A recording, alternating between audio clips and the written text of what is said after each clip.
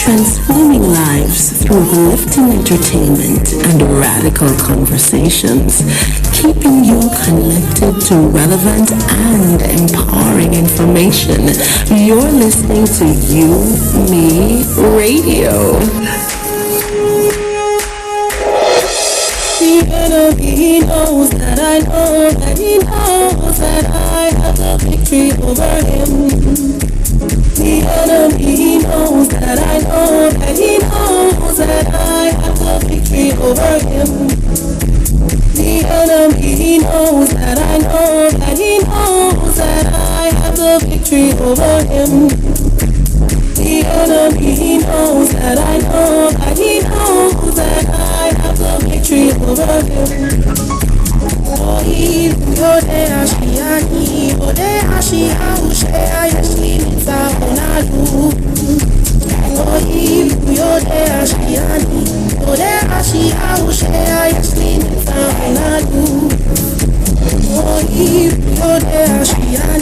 Do condom. You may be gifted, but it takes discipline, vulnerability, and overcoming the darkest part of yourself to really master your craft.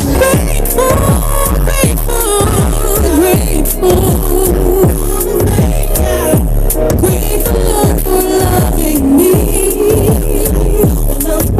Grateful for me. You pay the price and set me free. In retrospect, I realize I can't live without you.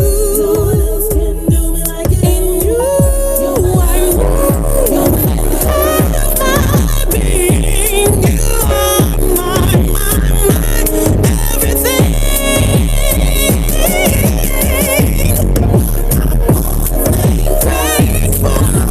Hello.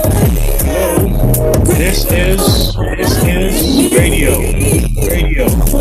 Live Monday night at 9 p.m. It's Let's Talk Relationships with DJ KTE and Lady Misty. Sometimes though I feel like I don't deserve it, but you help me with your love. Yes, that's good. Is greater than your assassin. Dear Queendom, you have to fight a battle more than once to win. I am Marsha J, international recording artist. Stay connected to Yumi Radio.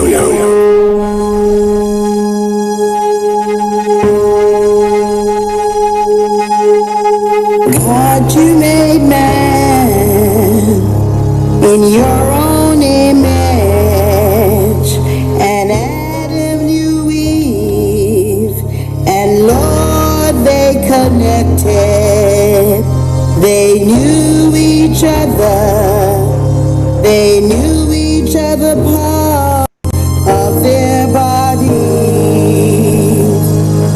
God, we thank you for our bodies. We thank you that we are sexual beings. We thank you that we are able to make love to the one that you have given us. Lord, as we explore each other,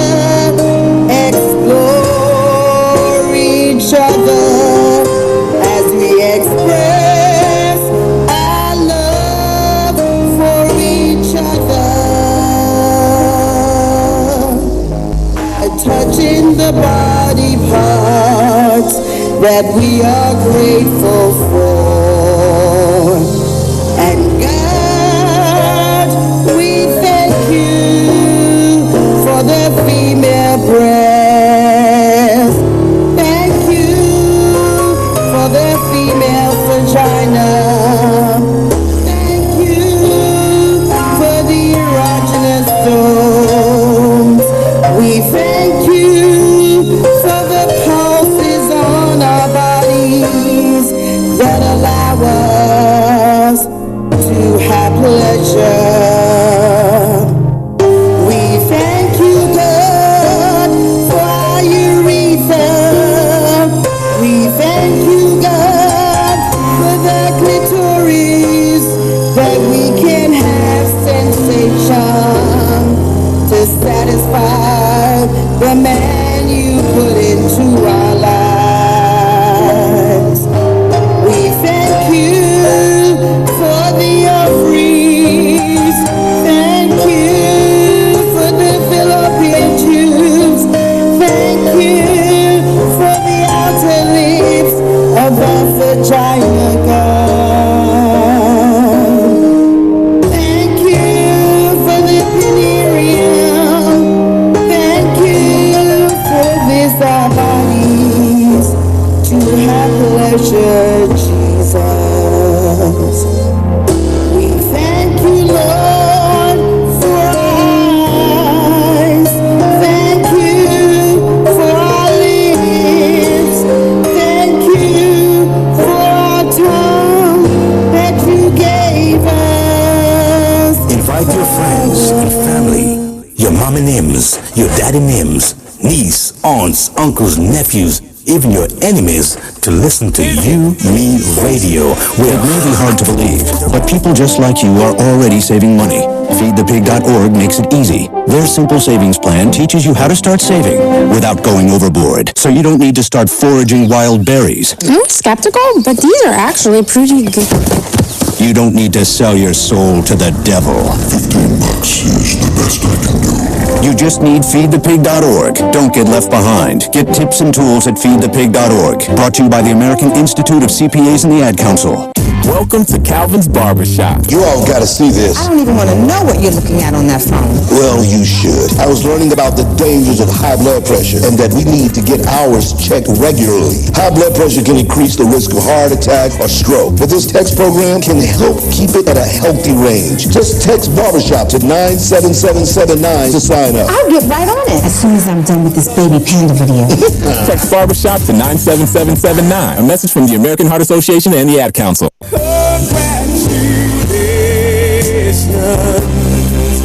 Radio. Touching your airwaves like something you've never heard before. Listen to You, Me Radio. We're host on You, Me Radio. So what are we talking about? Marriage, dating, parenting, business, and love, emotions, sex. It's a conversation with me, Lady Misty, and DJ KTE, and everything from hot topics to taboos. Join us Mondays at 9 p.m. live on UME Radio. Follow us at Let's Talk Relationship Show on Facebook or on UME Radio on Instagram. Let's talk relationships, arguments for the grown. Get the UME Radio app to listen wherever you are. That is you. Hey. Good night, everybody. Good night, everyone. This is Let's Talk Relationships, and we're here for another great segment tonight. And this is DJ KTE. And this is Lady Misty. Lady Misty in the house. I'm telling you, man. We make it happen. Yes, sir. I'm excited, man. It's been a little while. You know, It's been a little while. Well, we're back. We're back in we mean business, don't we? That's right. Yes, we do. So tonight we have a really great segment lined up for you. Mm-hmm. But first, I always ask Lady Misty, how was your day? That's my question every week. How was your day, Lady Misty? Yes, sir. And I had a good day. Well, in Jamaica, it's a holiday today, so it's National Heroes Day. So it was a pretty quiet day. I went to church this morning. Nice. And I am here with you. All right, so now we're going to make it happen tonight. All right. So tonight we have what topic is, do you know your worth? That's right.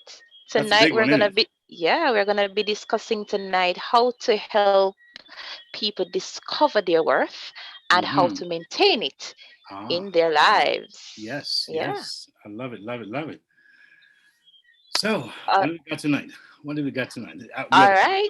Hot topic. Is that what we have tonight? Yes, we have a hot topic, but before we do that, let us thank our sponsors. As I say every week, without them, we have no show. There you go. So let's thank all our sponsors. We want to thank UmiDigitalInc.com, Mindfulness in Ministry Masterclass, MyCoachMinistry.com. Please, please, please check out their courses on Udemy, AccessBusinessTree.com, an empowerment tool to help faith-based leaders build a business around their ministry. And of course, Shop Known, your personal online shopper and e-commerce store designer exclusively for sellers and buyers. And for those of you listening out there, please remember, once you go check out these things, don't forget our discount code. Yes, we do. We have one, and it is LTR Save. Say it again. Please, say it again. LTR Save. There you go. Please type that in, and there are great discounts that await you. I want to say good night to all our guests in the room. Thank you so much for coming. I want to say as well, thank you to all our listeners across the world, those in virtual land on YouTube, those on Apple Store, Google Play Store, iTunes, TuneIn, Amazon Echo, Google Podcasts, Podbean, TuneU, YouTube, Live 365, Spotify, Stitcher, iHeartRadio, and of course, umiradio.com.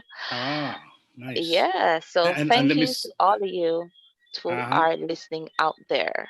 And let me say, ladies and gentlemen, that we're not only present in 64 countries, we have presence in 64 countries. And you heard about the different sponsors that we have tonight, but don't let that pass you over, because this particular station here have a vision, and that is to impact and empower 1 million lives. That's so what's designed in here is for enrichment, for empowerment, is for enlightenment, and it's for us to, especially Black and brown folks, we want to get ourselves empowered so we can impact not only our generation, but the ones to come. So here we are tonight to have another great segment, and we're going to break some bread, and we're going to talk some good stuff, and maybe fight a little bit. A little fight is good sometimes. And we can make up, and we can make it happen. I'm a lover, not a fighter. I hear you. I hear you. But somebody's got to fight, right? Yes, to all our listeners and viewers out there, we do want to say we apologize for the technical difficulties we had in the earlier on the onset of the show tonight. You know how it is. We are all in virtual land, and stuff happens. But we want to apologize for that. But thank you for staying and for keeping our company, right? Yes. So let's go to hot topics. Yes. And tonight we'll be talking about hair, black hair. Well, I got none, so hey, what can I say? That's why I'm showing off mine. I'm Mr. Baldy here, right? Yeah, we'll be talking about hair tonight. The significance of hair, our hair as Black people, and how that makes us feel. Let's go.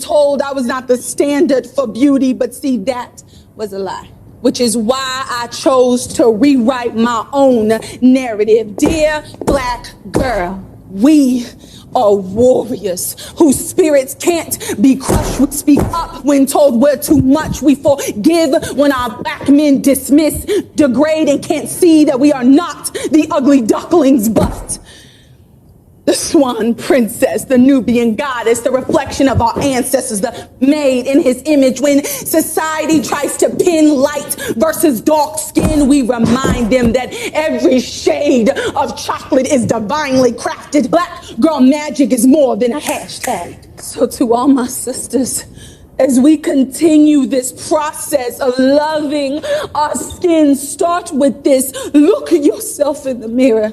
This is me, the chocolate beauty. And to our guest, I ask that you can open your mic, mute your mic, and you can also open your video as well. There we go. All right. So we're discussing tonight in Hot Topics hair. Well, welcome our guest. Mm-hmm. How significant is hair to us as Black people?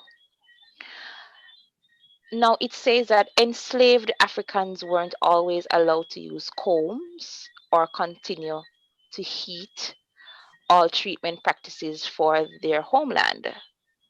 So, bacon, grease, butter, kerosene, and sheet brushes were a few of the very limited resources accessible to slaves for grooming. So just think about that for a minute and let that sink in. Now, it moved on to say in the 1940s, good hair, or permed hair became a requirement for many Black Americans to attain employment, admittance in certain schools and groups.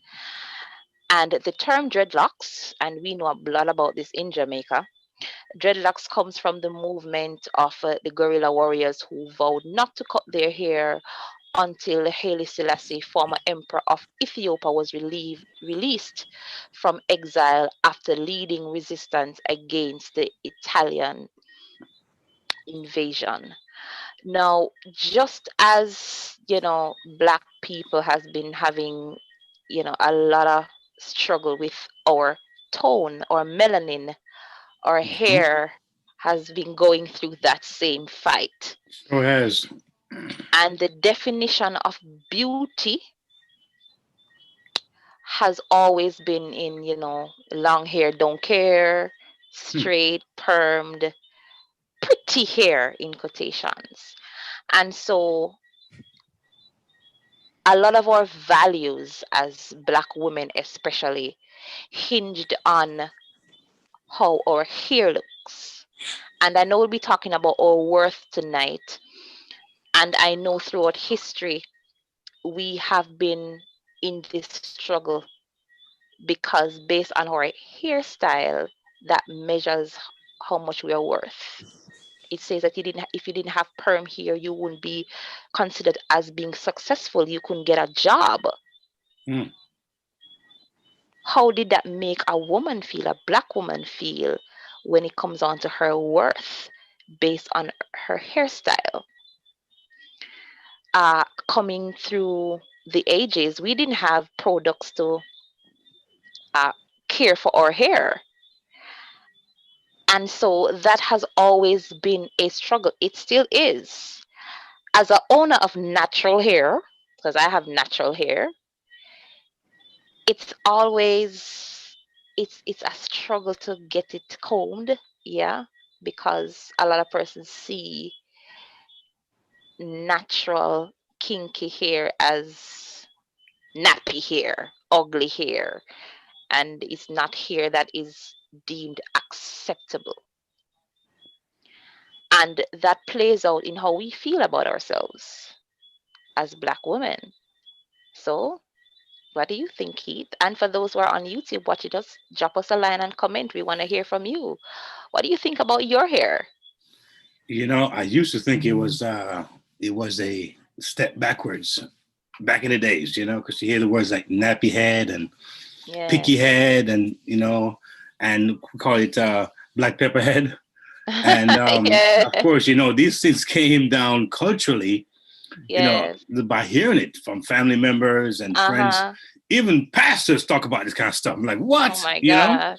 Boy, you want to come? I'm like, whoa. So, the culture the culture has really caused a lot of us to conform, just to fit in, just to feel like we are a part of it. I mean, there's always a sense of peer pressure in this culture. And I think that it's unfortunate that we've actually bought into it, opposed to resisting it. So we heard it in the home, we heard it at grandma's house, we heard it in the church, in the school. And so it's like, what choice do we have? Or did we have? but to conform. Yeah. So I guess It's tonight that's gonna be interesting to know too, DJ KTE, that mhm. men, even though it's not on a wide scale, I know men are going to talk about this, but men do have issues with hair as well. You know, their Yeah, beards I growing agree a with you. particular way, you Mm-hmm. know, not growing how they want it, Mm-hmm. you know, all Because that the kind women, of. because the women now saying, looking at what they like. So if they're cultured into what's supposed to be norm, Yes. he said, okay, for me to get her, deal with her, let me go with the norm. You know, so it's always it's like a game going on here. So how do I win this game? So, but it's Right. like playing by the rules. So it had been set and had been staged, and here we are, you know, not knowing who we are, and our self worth, and our identity. We get lost in, some would say, translation. I wonder what the ladies think. Bald head or hair on the head or long hair. I don't I know. know I know it varies. I know it varies. But it's important to note that our hair is beautiful. That's what we want to get across. Yeah. And it should not define how you feel. Like it shouldn't be because you have natural hair you're less than, or I need to go perm my hair, or I need to go do this to my hair in order to feel good. Everything about the black woman, everything about the black man is special and unique. That's And right. when we start owning that, then we know our worth. That's right.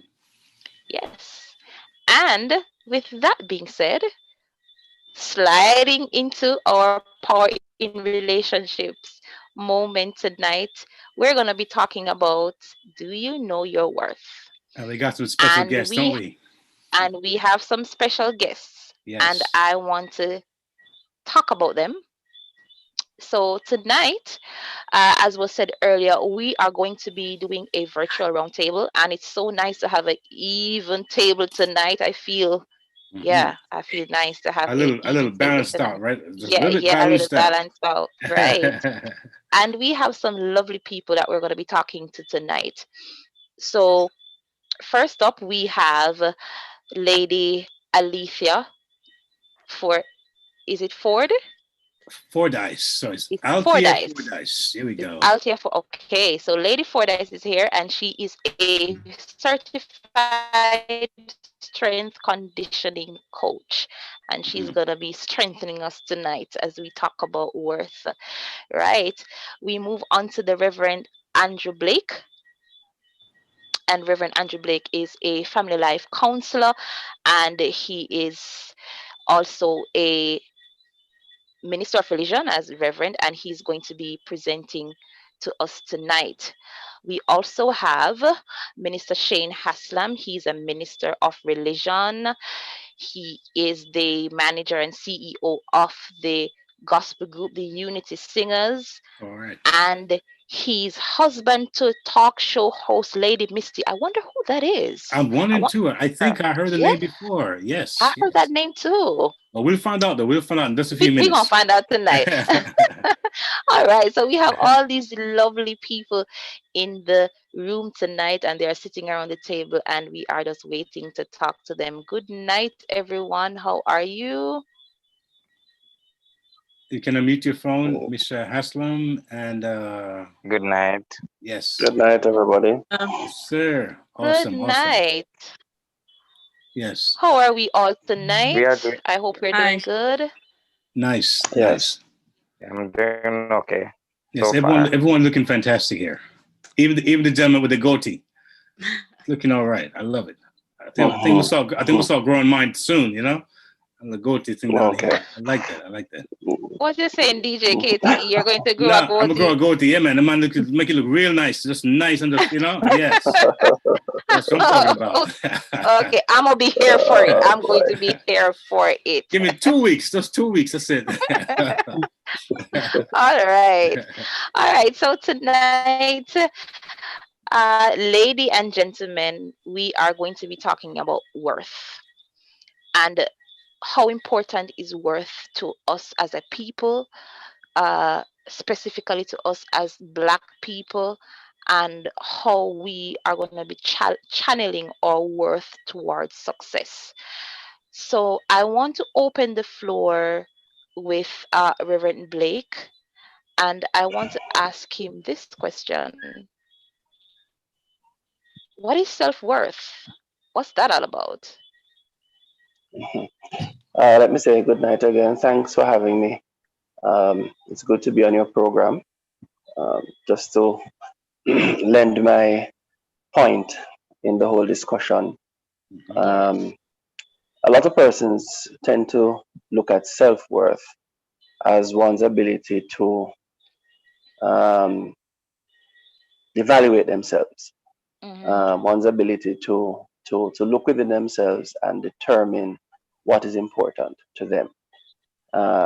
Some persons say that self-worth and self-esteem somewhat falls in the same category in the conversation. They're closely linked to each other. There's not much difference between the two. And I just think that basically self-worth is how one feels about themselves and how they view themselves, not in the light of comments of others. Because many a times we tend to want to view ourselves based on what people think about us. But if we should get into the core of the definition, it's really saying how I view myself, subtracting all the other comments and voices around me. So how I view myself, how I feel about myself, and how I think about myself. That's the definition I give personally. And there are many other definitions, but that's the one I like to adapt for myself. How I view myself, excluding the comments of other persons. That's how I look at self-worth. Okay, great. All right, Lady Althea. I hope I pronounced. Hi. Great. I hope it's Althea. Great. All right, Althea. All right. I know you are a strength conditioning coach, and I'm not sure if that's in the physical or psychological sense, but I know you deal with people who may have low self-esteem, or they have external pressures that may affect how they think about themselves. So how often do you see that, and how important do you think is worth to a person? Well, when I was working as a trainer, I saw that basically every time I spoke with someone, like with their physical assessments. And I sat there and I got down to the core of why they wanted to change, or basically why they signed up for the gym to change their physical self and have their health kind of be positively impacted. And I guess I would just encourage them, and by saying, basically giving them a roadmap to where to go, like, I guess, for the physical sense of it. And it's usually the mental, the psychological aspects come later, because it's usually if they're in the place of, if they kind of feel like a low self-worth when they first come into the gym. It has to be like a journey, a progress, in order to feel, I guess, better and more like themselves. I guess more worthful, if that's a word. So yeah. And they place that on physical appearance. Sometimes it depends on the person, but it's usually like it's like if they, it goes hand in hand. It usually, like if you have a low self-worth, you're probably not taking care of yourself in the way that you should.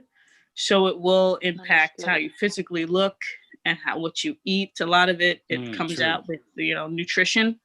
So even just sitting down there for an hour and discussing what you eat, that would just make it click in people's heads of how they actually view themselves. So what you eat and your nutrition and how you're even performing physically, that's more of a gauge of how you're kind of like helping your body or destroying it, basically. I have a question for you. Miss Fordyce. That's a great point. When the show started, there's a song that India Iris sang, and she was really talking about how we should look deeper, opposed to the surface, the hair, the color of the skin. Now I'm looking at your hair. It's natural, by the way. It's beautiful, by the way. I think it's beautiful, by the way. Thank you. All right, someday I'll get mine that long. I'm gonna try. Yeah. But on a serious note, was there a time when you thought of having the natural look a far stretch or something that you probably would never do? Or was it a time when you felt more like you had to follow the norm, or opposed to being radical, as some would probably think?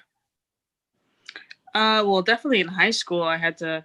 Well, it was not like a have to, but it was more, I guess, common to follow the norm and getting like a perm and basically destroying my hair. It basically burned my hair off. To the point where it was like we've been there. It was either go natural or keep destroying your hair kind of thing. So I basically it was more of like it was a style too. A lot of people had like those mini afros too. So I wasn't alone. But it was, especially when I first got my dreads, they were like this small. Okay. On my head. So it was definitely a journey just to accept myself for, I guess, what was to come. But it was, I mean, it took me like maybe 4 years for it to grow this long. Okay. And it was, I guess I had to not make myself worth the length of my hair, basically. And how did folks respond to that change? Your change. How did folks overall respond to your natural or your perm to this to the long natural look? Well, people, I mean, usually like it. I mean, I have compliments all the time about saying, I love your hair, but no one, I mean, has given me any critiques from, how it used to look to how it looks now. It's more of like they just appreciate what my hair looks now. Okay. And my mom's just like, just don't keep it as messy. So it was I mean, but I mean, I to tell the truth, I originally just got this locks just so I don't have to deal with my hair. So it was kind of just like a proven way to grow your hair with less maintenance. Gotcha. Basically. So it's part convenience, mobility, and flexibility, and time to do other things. More important. Exactly. Yeah. Gotcha. I retwist like every 2 months or so. So gotcha. Very easy. Okay. All right. I have a question for the ministers of religion in the room. So I'm so I'm gonna start with Shane, and then Reverend Blake can pick up. Does your faith or your belief system in a higher power affect your worth? Good night, everyone. Good night, Misty. Thank you, Lady Misty, for that question. Could you please repeat? All right. I was asking if your faith in God, right, in a higher power, affect your self-worth or how you feel about yourself. Does it affect it? Yes, no? Does it contribute to how you feel about yourself? All right. Well, my faith is Christianity, but my faith it does affect in somewhat because it helps to promote me as an individual. Mainly, I don't know much. I know some extent about the other religions. However, Christianity, we have been taught or grown in a way where we trust God, we depend on God, and we build up ourselves based on the word of God. So it pushes you to a high esteem within an inner self and knowing your worth. The word of the Lord tells us that I am the righteousness of God. I am a royal priesthood. I'm a set aside person. I'm a holy nation. So it builds you as an individual, because it allows you to speak over yourself, to speak positively about yourself as an individual. So not only that, society teaches us of you valuing yourself as what you're worth, one self-value, but also my belief or my faith also, especially when you are in God, it allows you to know that you are not just an ordinary person, but you are more than a conqueror. You are, as I said before, you are a royal priesthood. So it puts you on a state, or it puts you on a pedestal, so somewhat where you feel and know that you have God up there with you. So it allows you to build your self-esteem. Okay. Yeah. Yeah. If you, yes, man, if you take the scripture literally, as I tend to do when it comes to the scripture, Psalms 139 and verse 14 reminds us that we are fearfully and wonderfully made. And one has to accept that. You see, my faith and my belief plays a part in how I view myself. And the word of God confirms how I should view myself. But you can have the word of God, but if the cognitive does not accept what the word of God says, then your view of yourself will never change. Because you can be in church, speaking in tongues, getting in the spirit, and by the time you step through the doors of the church, you feel worthless. You feel like you have no value to nobody. Yeah. So for me, it is activating the word in a literal sense. So when I see the scripture that says, I am fearfully and wonderfully made, it simply means to me that care was taken in making me. I wasn't just put together in a rush. God took his time, and he made some effort in putting me together. So the moment I can accept that in my spirit, then I can change my mind. And the moment I can change my mind through the spirit, through the acceptance of the word, believing practically that I am wonderfully made, then my attitude and my view of myself will be changed. And again, I borrow my own statement I made earlier, that it is not determined by what other people think or say. It is determined by what God says and how I do my own self-talk, self-assessment, self-talk, and just accepting the word. So my faith does play a part, but there's also the other side to the coin, where you can be, as I said, in church, doing all the religious things, but you still feel as if you have no worth. The moment you practically start to live the word and start to believe the word, then that's when your value in yourself and the view of yourself is going to increase. Yes. Because even in our faith, Pastor Blake, we know we have people who are of low self-esteem because they have not applied the word of God to their lives. So even though you said the word is there, they do not build on the word or allow it to be an application to their lives. Yeah. They haven't practicalized it. It hasn't become a living bread in their life. They read it. You see, there's one thing to memorize the verse. Is another thing to live the verse. I can memorize anything I want to memorize, but then to live it is a whole different story. So living a verse like that now, for example, is when you go outside of the comfort of your home and somebody looks at you and say, for example, that you are no good. Then you activate that verse to say, okay, you say I'm no good, but God says, according to the Living Translation, I am wonderfully complexly made. So you don't understand me, but God understands me. And God made me. So because God made me, you may think I have no worth, but God has told me that before the foundation of the earth, you were on my mind. So if God is going to tell me that before the earth came into being, he was thinking about me, That means I must have some worth to him, even if I have no worth to somebody else. So it's activating in a practical sense what the word is saying and walking on that premise, walking on that promise and living it. And once you can get your mind to that state, then your self-worth will go. Great, interesting stuff.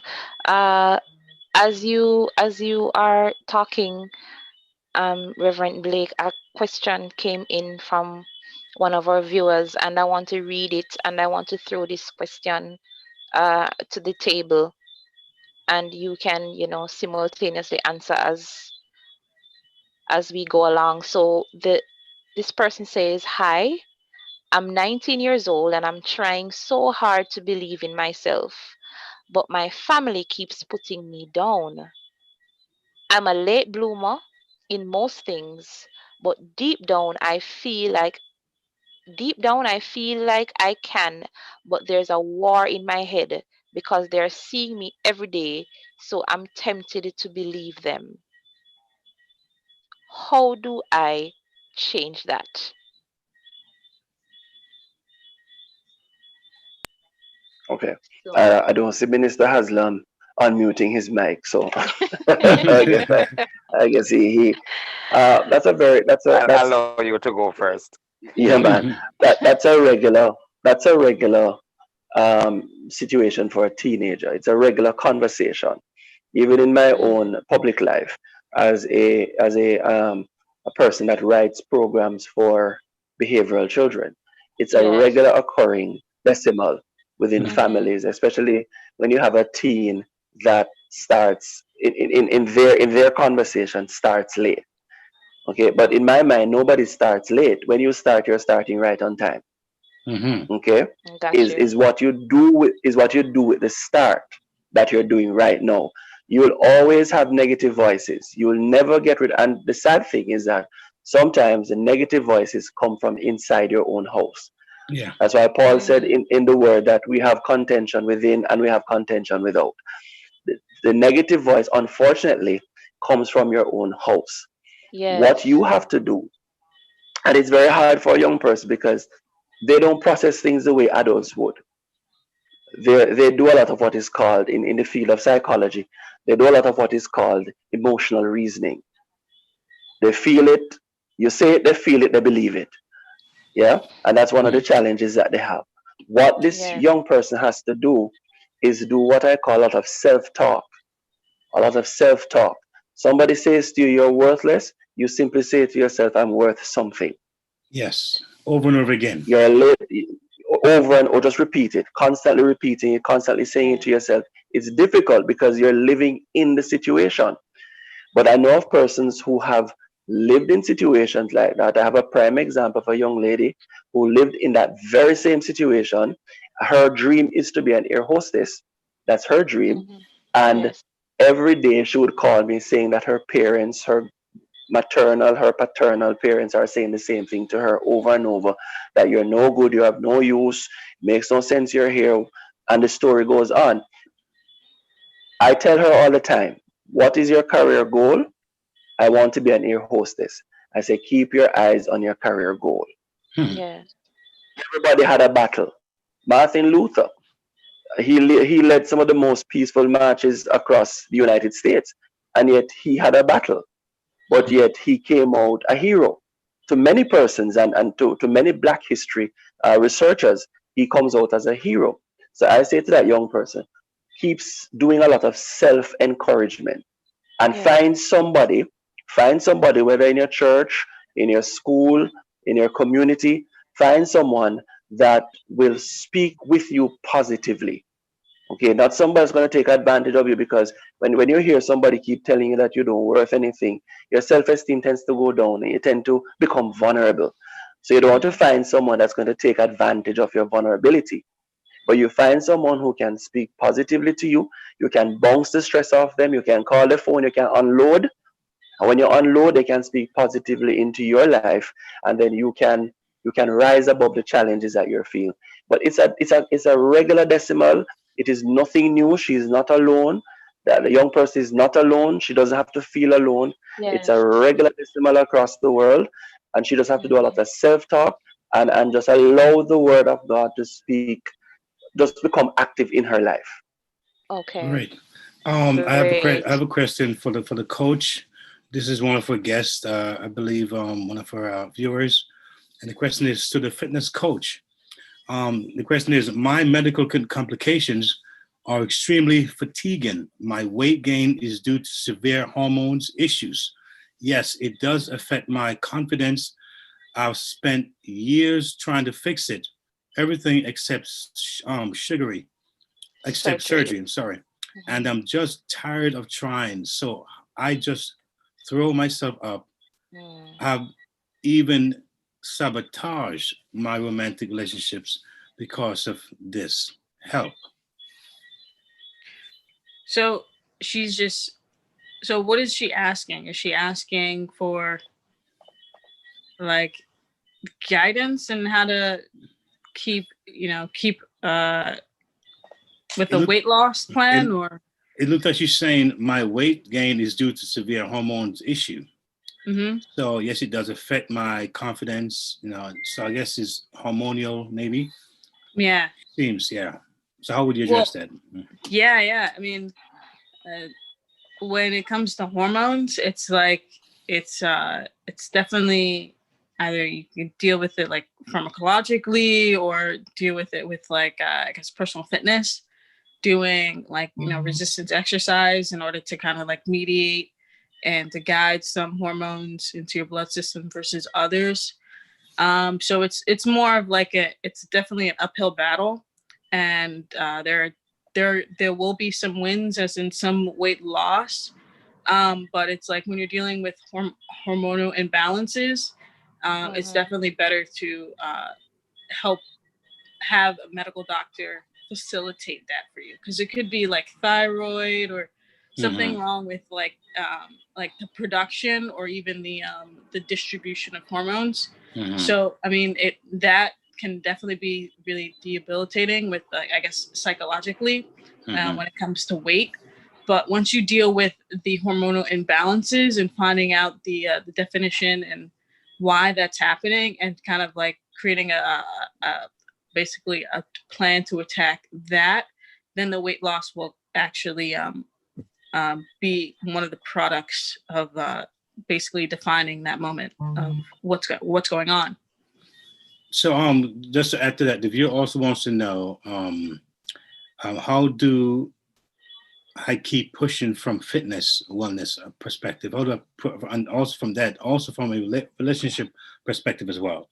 So she wants to know how to keep pushing from a fitness wellness perspective, and how would address also a relationship aspect of it as well. Well, fitness is just keep basically keep doing what you're doing, or finding like a trainer or someone who actually knows what they're talking about, and basically guiding you with fitness plans and basically producing workouts that will help facilitate weight loss. A lot of cardiovascular workouts are pretty good for that. And then for relationship wise, I mean, surround yourself with people who actually give you positive, like spread positivity versus like marinates within sadness. It's always the people around you, and that also creates the energy that you feel. So you want to be around people who actually like ask you how you're doing, and then also gives you like a good positive note, or like like people who uplift you versus like tear you down, or even just nods to you tearing yourself down. So you want people to kind of like ask you why you're tearing yourself down as well. So your circle is very important to who you surround yourself with. It's very definitely essential. And don't hang on to anyone who doesn't know your know your worth. There you go. Well, that's simply put it. That's pretty much straight dead on right there. Yeah. Yes. I have another question. I have another question here, DJ KCE. Yes. And I want to ask Shane this question. I heard Reverend Blake, he was talking about speaking to yourself, right? As he gave the advice to this teenager. But a question came in that says, is faith and self-talk really enough? What about peer pressure and the view of others on beauty? Wow. Okay. Good night again. Good night. So for an individual, at the end of the day, Pastor Blake had said it before. Peer pressure is a must. Is a must. It's mandatory. Negativity is mandatory. You will not always, as nice as I am, because I know I'm a nice person. Everybody will not like Shane. Everybody will not love Shane. Some people hate the fact that I'm short. Some people hate the fact that I'm slim. So at the end of the day, if I don't know what I want as an individual, I will get carried away. Let me just use this story as a scenario. Peter was on a boat. Jesus was walking on top of the water. Peter looked out and he saw Jesus. Jesus was the goal. And as he stepped out walking to Jesus, the sea got rough. There were a lot of waves. What happened to Peter? Instead of keeping his mind and his eyes on the goal where he wants to go, I want to be an air hostess, and that is my goal. He got distracted by the waves and the storm, and he took his eyes off where he wanted to go. Hence, he started sinking. What happens is that many times we take our eyes from what exactly we desire, because the word of the Lord tells us the Lord will grant unto those the desires of their heart if they keep his commandments.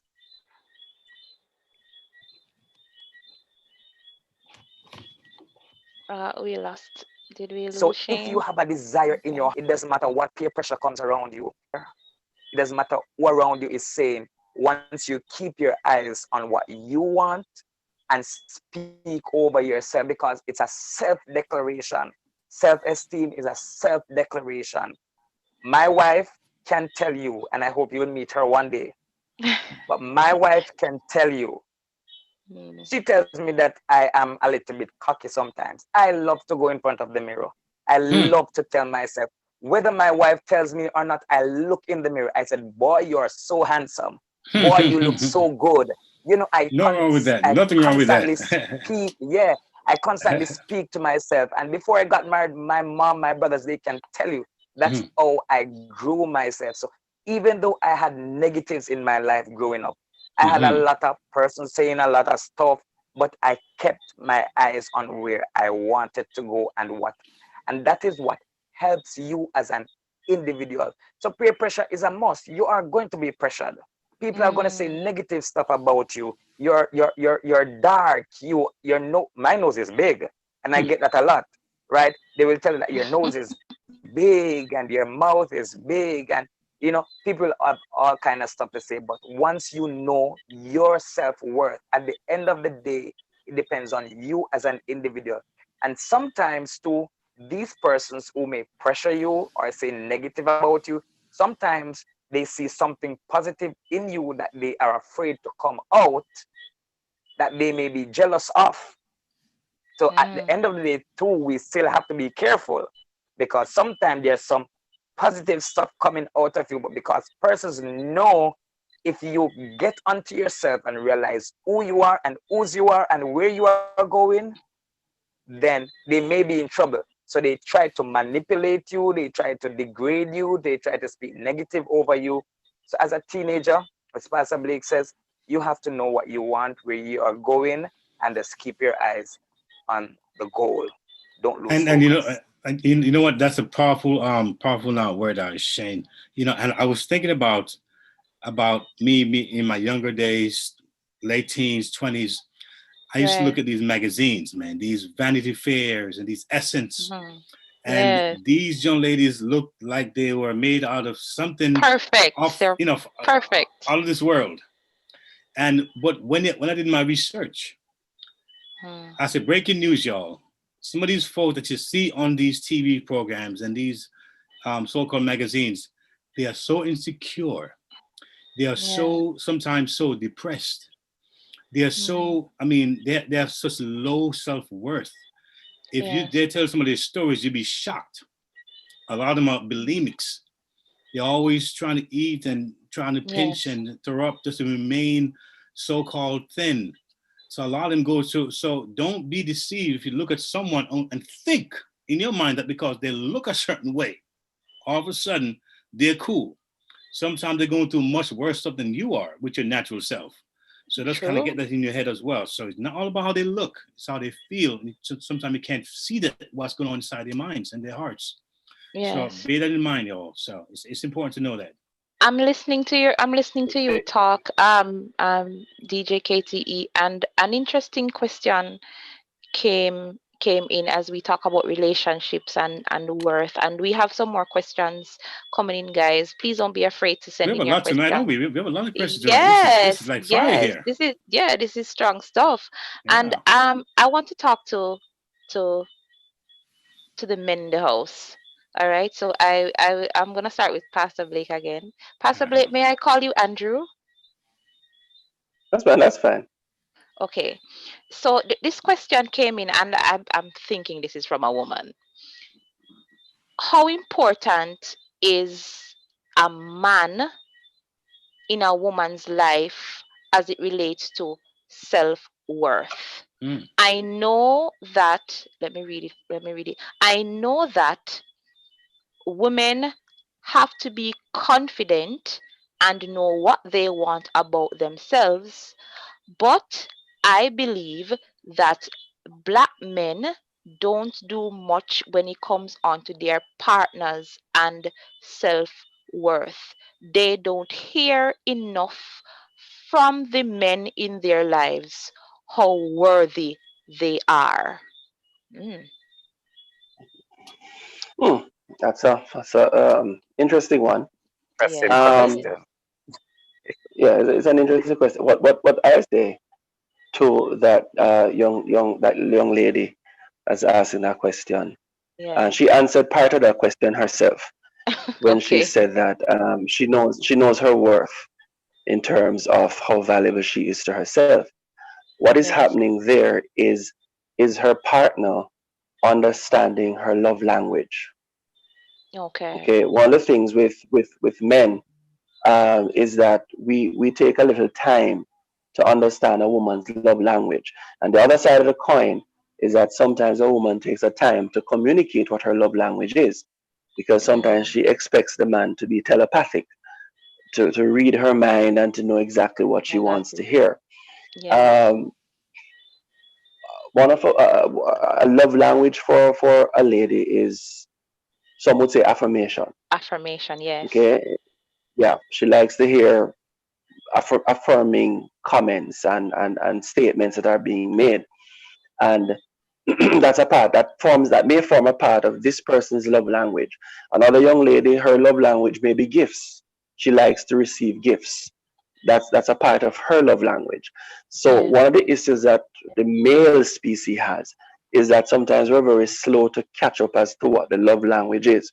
But I will hasten to say this very quickly, that no one should go into a relationship for another person to make them feel worthy of themselves.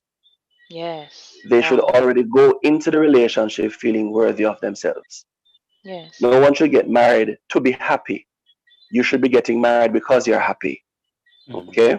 So I'll say to her that communicate your love language to your partner. Tell him. You can do it in a letter, you can do it in an email. Some persons may say, oh Lord, that sounds very informal and that sounds very formal and whatever. You can do it in an email, you can send a personal letter, but allow the person to know what your love language is and work together to bring that out. Don't just sit and depend on the other person to do it, but both of you work together to bring that out. Okay? But she answered part of the question herself. She knows her worth.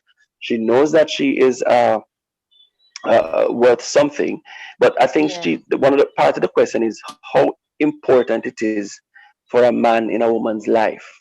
I heard that first part Yes, of the yes. statement. Right. Um, the Apostle Paul said, if you cannot do as I do, then you find yourself a partner. When he made that statement, he was a single man. And he said, listen, if you can't live how I live, then you find yourself a partner. You know your limitation, you know your boundary lines, and you act accordingly. But don't go into a situation because you want someone else to have your value stick in their hand. Don't allow somebody else to be measuring what you value.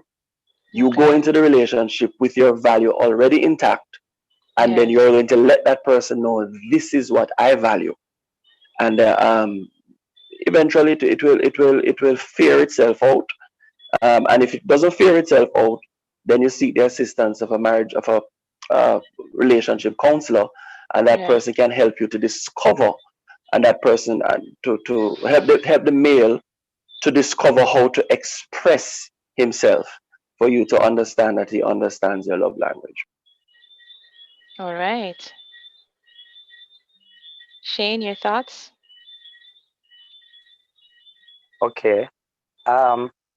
Basically, Pastor Blake has said it all. As he said, you have to go into this relationship, and let me just use a perfect example. I am not a brown person, but I'm a light-skinned person. And my wife is darker than I am. And you have persons who, even when we were getting married, persons were saying that she's of a darker, because growing up, I don't know if but most of us young men growing up, we will always like the brown girls. We like the brown girls, and yeah, like one that Pastor Blake has, right? We like the brown skin girls, and wow. Right? So, okay then. right, growing up but as you grow older, you get more mature, and certain things change. Rochelle being of a darker complexion, getting into a relationship with me, and we getting into a relationship with each other. There was not an issue for Rochelle as it relates to her, even though they may have persons who say, oh, she's so dark for Shane and blah, blah, blah, etc. She already had a confidence in herself. That's good. Coming into the relationship. So even if she wasn't sure if Shane had liked that type fully, she would have already been coming into the relationship with that confidence within herself and her self-worth. So when she joins me, who is of a self-worth person, I enable that I would motivate, or we would motivate each other's self-worth and build each other. As Pastor Blake says, that one should not be looking for somebody or a partner to be allowing them to feel of self-worth, to feel like they are somebody. You should know within yourself that you are someone. So going into a relationship, you shouldn't say that, boy, I don't feel good in myself, I'm not low self-esteem, whatever. Before you go into a relationship, you have to fix you. You cannot go into something wanting somebody else to fix you, when you may go in there and they need to be fixed too. Right. So you have to fix yourself. So when you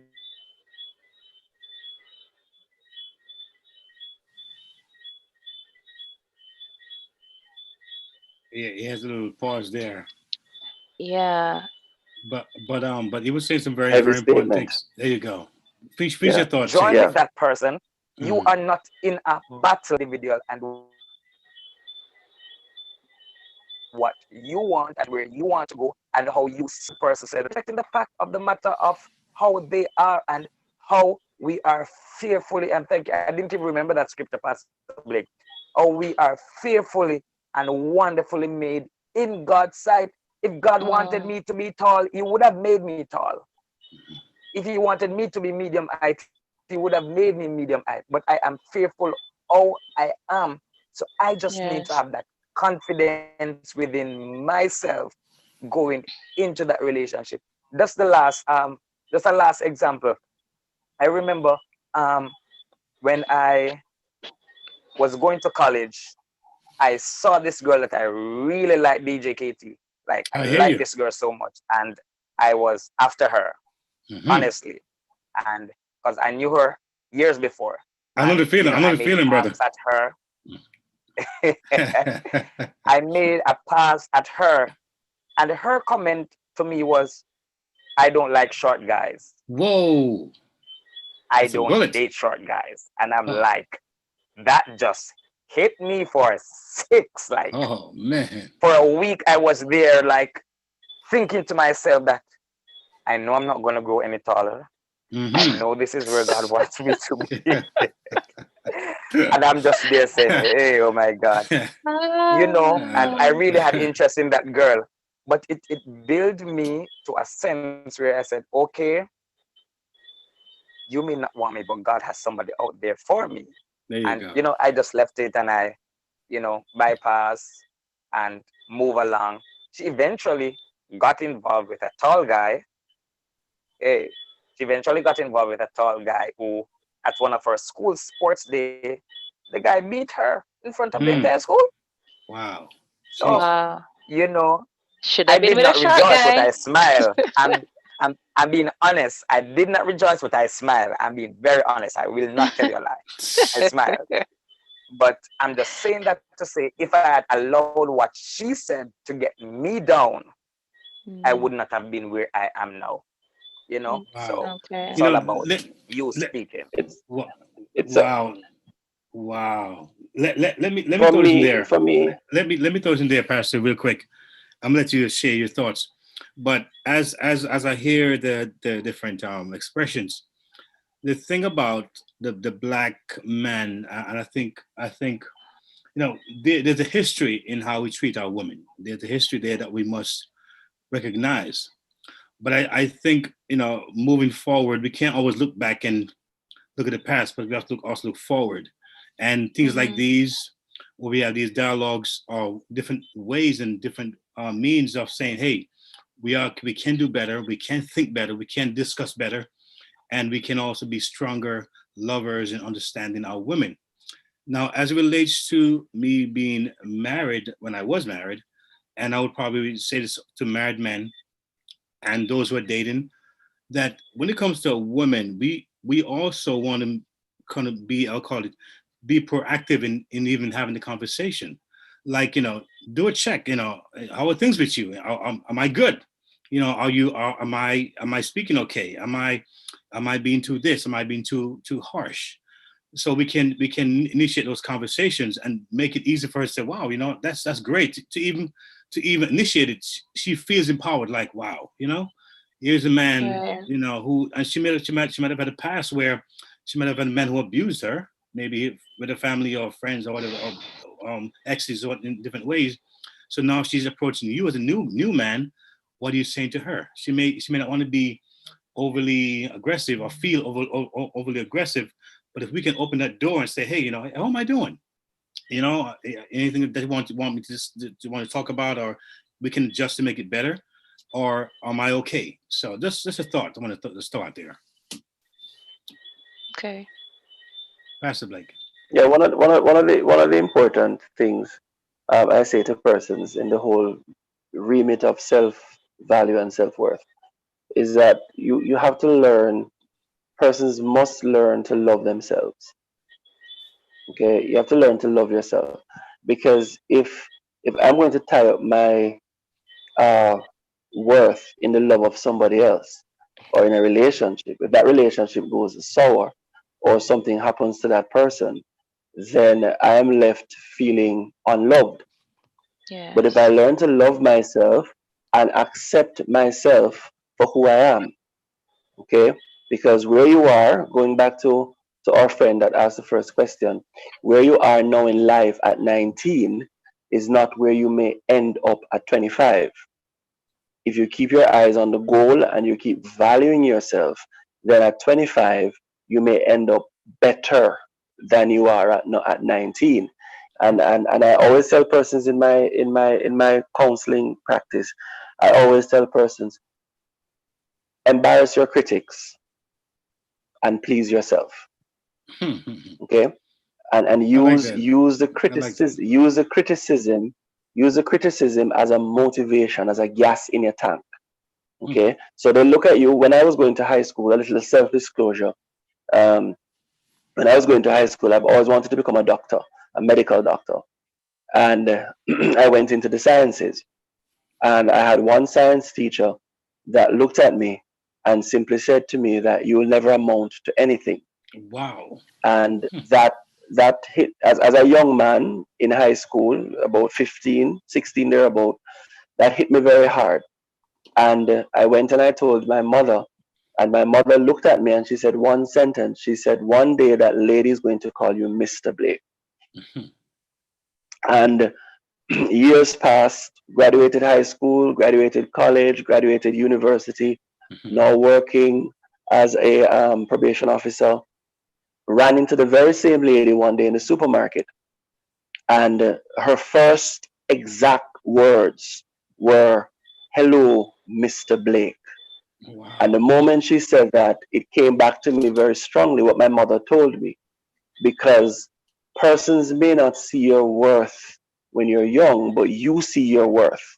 And I told myself, the moment she said that to me, I told myself that, listen, I'm going to wear jacket and tie 10 years from now. So by 26, 25, I'm going to be coming from work in jacket and tie. And when she saw me in the supermarket, I was in my work clothes, which is jacket and tie. So the value you put in yourself must not be determined by what anybody else says or thinks about you.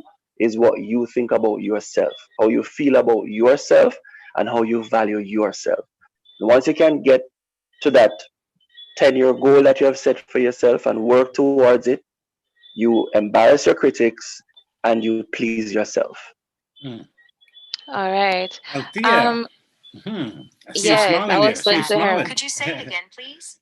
Go ahead, Misty. You can address. Yes, I saw her smiling away while you were talking, DJ KTE. So I just want to pick her brain to see what's on her mind. Yeah.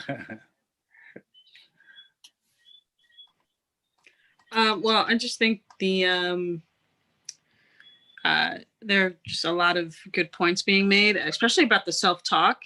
We even talked about it when I was in school for it was like sports psychology, and it was all based on like a lot of the top like elite athletes, like Kobe Bryant, for example.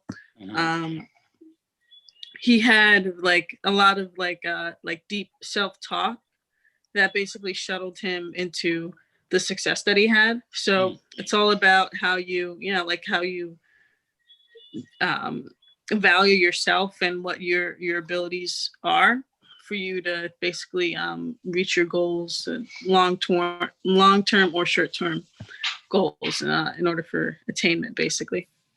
But yeah, I mean, I love the self-talk area of it because it makes so much sense.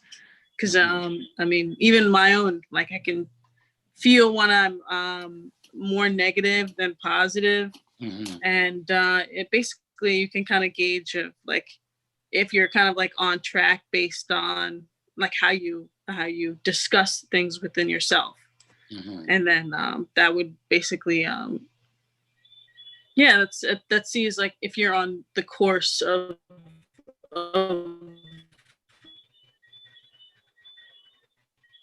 greater goal, like it's very how you treat yourself. Yeah. You know, the question was asked, I think earlier, how do we address someone who has a very low self-worth? I was thinking about that question, and if I could just maybe throw this out there, but I think one of the ways we do that is let that person know that they're not alone. I think the most dangerous thing that one faces is when they feel alone. It's only me going through this. Who else is going through this? And having kids and sometimes hearing them talk about their pain this, it sounds like it's just, why me? It's me alone. All my friends, all my other friends, and my friends are this, and I'm the only one. You know, there's a quickness to go to that place of saying me alone. So I would let you know that you're not alone. There are hundreds, thousands of people who are having the same thoughts, the same feelings. So at least know that. So you can always go for support. And that's why they have so many different groups, whether it's health, wealth groups, or whether it's has to do with marital or divorce groups or manpower groups, and they get together and form that bond and find a sense of camaraderie and a sense of union and a sense of understanding and a sense of family and team to find that growth and the strength to keep going. So that's one thing I want to point out there. You're not alone, so keep it in mind. Yes, we have a caller. One of the. Oh, you have a caller. Yes, hold on. Can you hear me? Hold on. Yes, we can hear you. Good night. Hi, good evening. So I have a question I'd like to ask, and I want to share something before I ask the question. In 2016, my business got stolen from me after it hit millions, right? It was taken from me. I did not touch a dollar from the millions. My life was threatened, and for a while, I could not go outside. For about 2 years or so, I stayed inside. And persons would say to me, even those who said they loved me, just go outside, just go outside, just go. And I remember I would go to the door and I would stand at the door wanting to go through the door, and I could not go through the door. And I'm talking about it now that I'm better, and I'm still feeling so emotional, right, and overwhelmed, right? I couldn't go through the door. And I remember some months after I relocated from where I was, and I remember the day I went outside. I wasn't thinking about it. I just went outside. And I just broke down because I went outside. But the thing that killed me was that with all the people that were loving me, nobody took the time to understand where I was. Because everyone was too strong to see how weak I was, how low I was. So I'm calling to ask. I understand, as I listen to the conversation, I'm not surprised that we have ministers in the room, because I feel like you're preaching, you're talking to the converted, you're talking to the person who's strong, you're talking to the person who understands that inner thinking thing. I'm a coach, so I know what it takes to get someone to that place of, hey, you start thinking it. But when you come up in a community where you didn't feel value as a child, you're single and you're still a virgin, you're not feeling loved and you're not receiving affection, I think there is value in touch and hug and feel. And I think for the persons who got there, it wasn't just self-talk and mind, it was also having people around them that were really injecting love and passion and value and appreciation in them.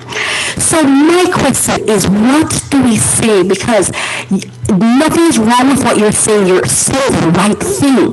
But like me, when I was inside that house, nobody, it's like persons were just saying, just get out, just get out. I tried to get out. I just couldn't get myself there. What do you say to the person who just can't get themselves there? Who is so beaten, so battered, been told for so long, you are no good. You're not going to get anywhere. What role does the community play in helping people understand you're worth something? Black women are treated like the worst. Martin Luther King said they were the least protected, the least valued. There has to be a reason that the value of self is so low in the community, and it has to be more than just personal and individual. So how do we reach those people? I hope that's okay to ask. Anyone who want to address that? Okay. Very good question by the caller. And we did mention earlier in the statement that you have to surround yourself with persons that speak into you positively. Okay, but what the caller has to understand as well is that when persons are suffering, because she gave a example of her own story, and what the caller has to understand is that counseling is more than encouragement. Okay, it's more than encouragement because you find out where the person is, you find out where the person location is in their mental state, and you work with them from there. Okay, there are many avenues, but at the end of the day, the person also has to have an idea as to what they want to change and where they are. Okay, what she was suffering from with that business situation, and I think she said something about threat on her life, is what a lot of persons will consider to be post traumatic stress, where she feels that fear, she's overcome by fear. And what these persons were doing were encouraging her with an essence to get over that fear. She made a decision in her mind to go outside, confront that fear, and then she broke down in tears and she got over that process. Reaching the persons where they are, they also must acknowledge that they want to be reached. And making a call, for example, to one of these helplines is one way in doing so. Um, we here talking on this program for a particular slot of time can only give on the air suggestions. But in talking to the persons, probably individually, you may find out more, and the person needs more intervention than what this program can give within the time frame that it's allowed. So we'll say, Okay. for example, surround yourself with persons that will encourage you. We'll say, for example, Minister Haslam said it: go to the mirror and speak positively while looking at yourself. um, because the program allows us to do that. That's a slot of time that we have. We can't get into deep counseling because that may take up a longer period of time. So we'll say to Right. the person, if you're trapped in that type of mental state, then Mhm. surround yourself with persons who can encourage you. Pick up the phone and call a helpline. Sometimes you call the line and you're just there not saying anything. The other person is on the line not saying anything, but the person is there. That's the important thing. You have somebody that is there. I think my brother brought it earlier. DJ KTE, he said that there are different help groups: divorce groups, singles groups, marriage groups, all kinds of groups that are out there. You also, Right. as a person that may be suffering from something or going through something, have to Mhm. also reach out. Because in counseling, you learn, when I was doing my training in counseling, they'll tell you that if the person doesn't want to be reached, you are not going to be able to reach them. When I was doing my medical training, they said to me, when you get on an emergency scene, you do what is called an evaluation of the area, because a dead paramedic is of no use to a dying patient.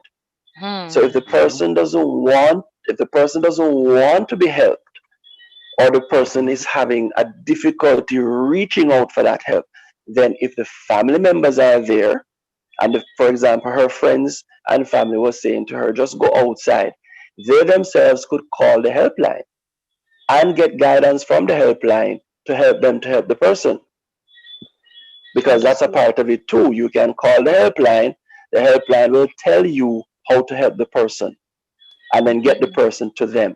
So the program, I can understand her question and her statement, but I also want her to understand that the allotted time for the program Mhm. doesn't allow us to go into deep counseling, but we can Right. give you nuggets of suggestion that can guide you into beginning the first step, taking that first leap. And then after you take that leap, then you'll have persons that hopefully are in your corner to give you that guidance. And I must throw this in there. That's an interesting, very interesting response. And we talk about being made in God's image, and He knew us before we were born. He knew our pathway. He knew who was going to be the person to speak in our lives at the right time, and those who were going to speak maybe negatively. The thing about God that makes Him so amazing And when I talk about my own personal relationship with him, if I look back at even in the church as a young man growing up, there were people who came by me and they kind of, you would say, interceded for me, or they would help to carry the pain I was going through sometimes. They were there almost strategically to feel the burden, to feel the pain. And sometimes they wouldn't even say a word. But just being there was God saying, I got you. I got you covered. So we can't leave out the God factor. And each story, I just say, you may come across negatively, but the same story that seemed negatively, God can use that same pain, that same story, and make it now a powerful word, a powerful message for millions who might have gone through what you've gone through and have heard those same words, like almost sound like it was actually take you out. So, so I really like this. It's a great question. I think that here you are going strong, and that in itself is a blessing, is a miracle from God Himself. Why we can be here still and sharing such powerful words. All right, that's one of my take on it. Yeah. Truly interesting stuff. I know we're almost out of time, but I want to throw this question in just to shift gears a little bit. And any one of our hosts around the table can take this on. And the question is there a connection between self-worth and financial achievement? So is there a connection? There isn't a connection?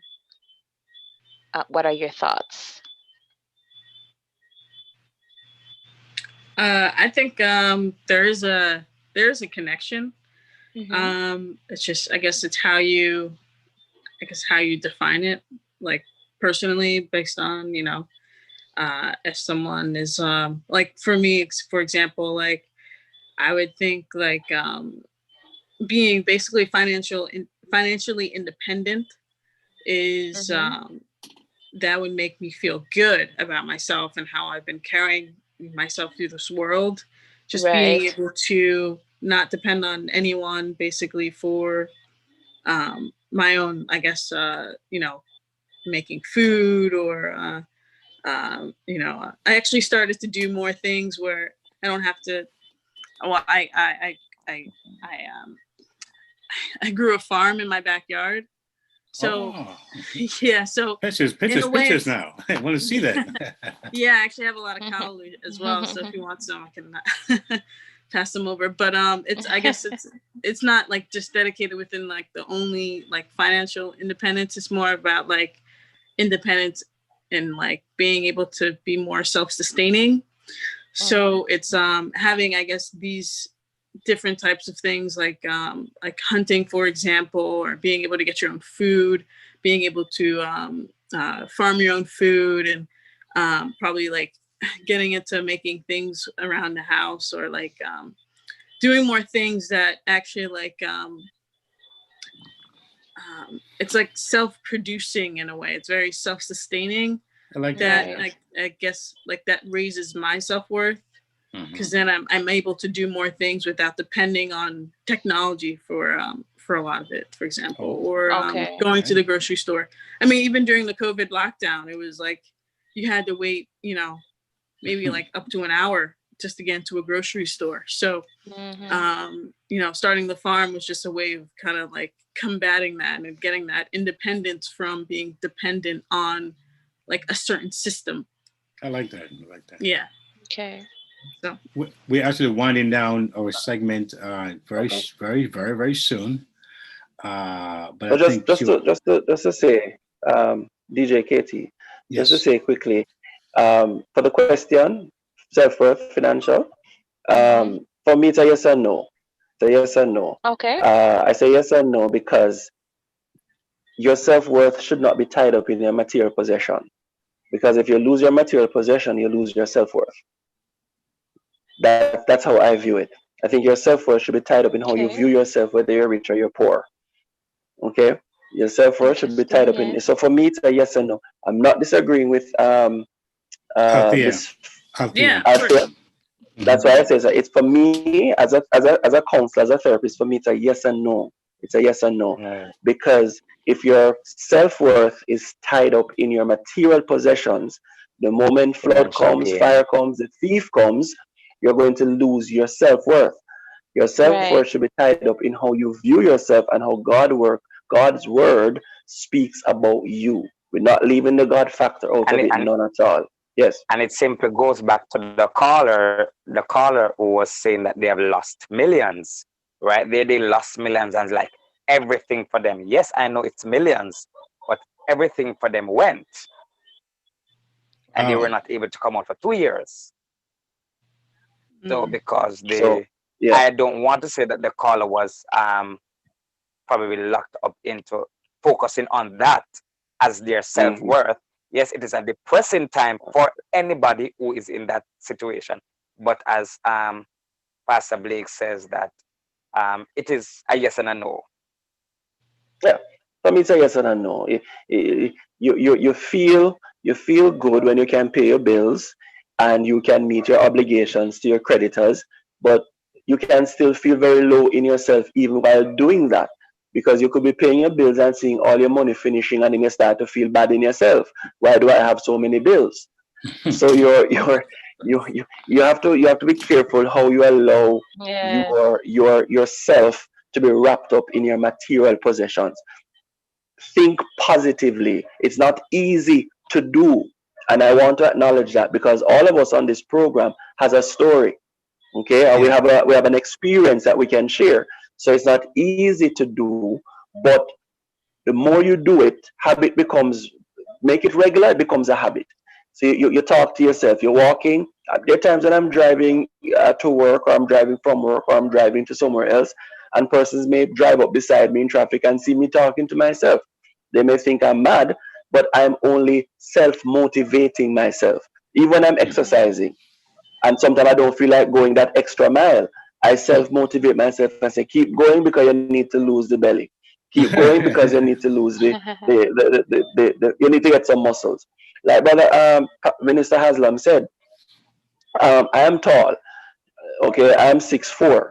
Okay, and there are some disadvantages being tall, because girls have told me already that they don't want a tall man.